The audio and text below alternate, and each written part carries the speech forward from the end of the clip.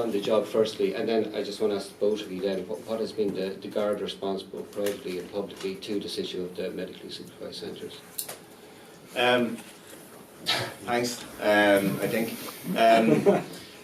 I think it deserves. I mean, to be honest, look, let's be honest. It fell off the political priority list for about 9 months. There wasn't a dedicated minister with responsibility for this area for about 9 months, and that was a mistake. And I have it with a lot of other responsibilities. So I think what we need for the next 5 years to drive forward the strategy, and the National Drug Strategy went from 2009 to 2016. We are reviewing it at the moment, and we have a steering group in place to drive the next one forward. There's questions to be asked as to, do we need a 7-year one? Do we need to change the pillars? Do we need to change the focus of it? And there's a lot of questions there to be answered by people who know an awful lot in this area.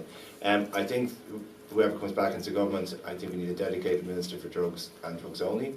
I think they need a much bigger budget. I think they need to be certainly in the Department of Health and Department of Justice, because there's guards who will say, and there's senior officials in Irish economy who will say that, look, this criminalisation thing isn't working. They're very much in favour of the medically supervised injecting centre model. But again, we say this debate is not a substitute for services. But I think if we take this out of the criminal justice sphere, and what happened in Portugal over a period of time is that 90% of what they spend in this area is on treatment and 10% is on policing. In the States, 90% of what they spend in this area is on policing and 10% of it is on treatment. Why is it in Ireland? Sorry? Why is it in Ireland? What is it in Ireland? Yeah, the cost of rehabilitation compared to... I don't have those figures off the top of my head, but I know we're spending an awful lot, too much time in the criminal justice system. I mean, if you look at the drug court, for example, that model, which isn't on a statutory basis, by the way, but I think it's a good initiative. Its success rate, I suppose, can be improved, but you go down to the drugs court, you just see a whole lot of sick people sitting in the courtroom. I mean, the actual visual, when we actually see it, it brings home to you that it just doesn't work as a policy to have sick people in the courtroom in front of a judge. It's also quite humiliating, I think, as well. What I would say is that there's a lot of hearts and minds still to be won on this issue. There's still a lot of hearts and minds that still have to be won over that. Look, decriminalisation is about the individual, it's about a different approach. And I think maybe at that stage we may have more people coming out into the open, just as we have with the marriage equality debate, just as we're beginning to have around the repeal of the 8th Amendment debate, that people are beginning to stand up and say, look, this is my own personal story, this is how it affected me, and this is why I want to change.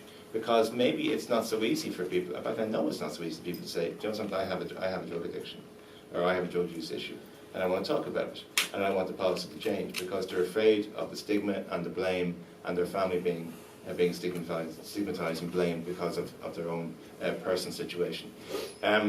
What I hope I've done, and I hope we managed to achieve, is to change the nature of the debate. But this stuff doesn't come cheap. Changing your drug policy doesn't come cheap. It's not just something that you do on a legislative basis and then you just leave it there. It doesn't require resources. It does require investment.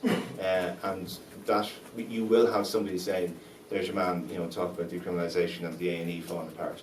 And the homelessness crisis, etc. And it's all very well for him this highfalutin idea about changing changing our approach. But what about people who never went down that road? So you will get those voices in this debate.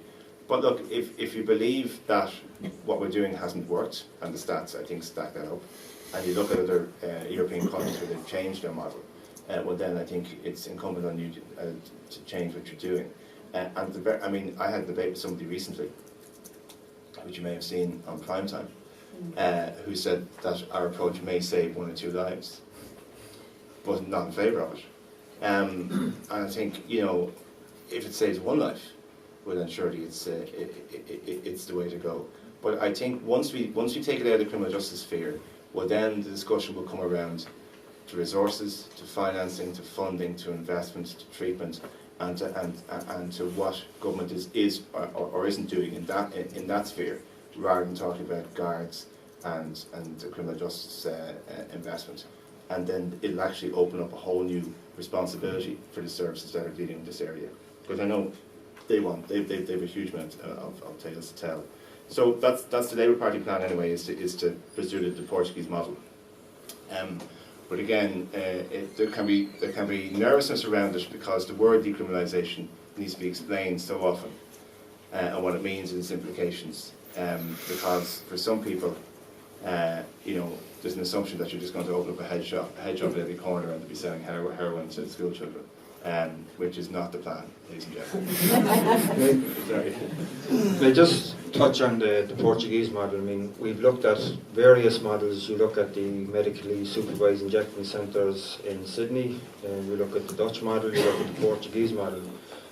And I don't think we can replicate any one model. I think we need to take the best of every model.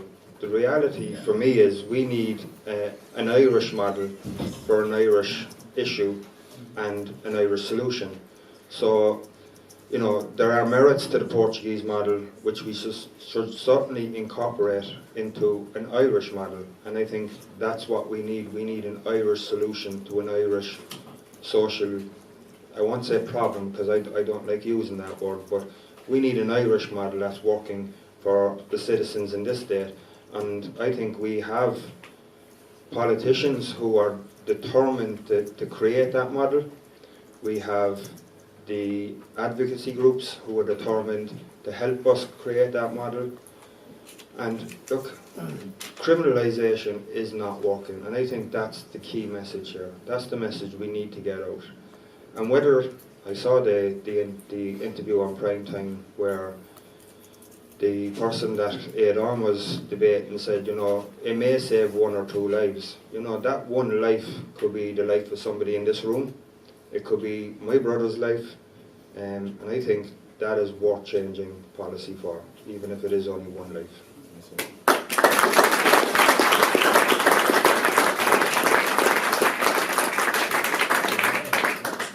Are we taking questions or not? Yeah, 1 or 2, yeah, 1 or 2. Question from the floor? Yeah. Yeah, I suppose it's just it's a question, I suppose, and it's trying to be the optimism after the election. I mean, obviously, I hope one or other of you is the Minister for Drugs. But I think, again, just in terms, I think one of the things that gives a lot of ground for hope is the fact the Oireachtas Committee was cross-party and it wasn't turned into a political football by any of the parties on it. Everybody agreed with the report. I also think in a funny way that discussion on the Claire Byrne show, even though the other politician was pretty bad, that was a sign of hope, because that was the best they could find to put up together. So, I mean, there is hope that, I think there is a lot of hope, but I think it is really key for the people working on this, that regardless of the result of the election, if we have a Minister for Drugs, whoever, regardless of that the key is if we can make sure that we have our allies in each party, if we can keep that going, that we have allies in each party, so that it stops it, because the worst thing, if it becomes a political football and any party breaks ranks and decides we're going to make something of this. So I think there are enough across the parties, from the experience of the Oireachtas Committee, there are allies there. So whatever happens after the election, we hope for a good outcome, but one way or other, the allies in there are crucial, because they will be able to work within their parties. If it's either of you within your own party, you said already, Jonathan, you're working to change the policy in your party.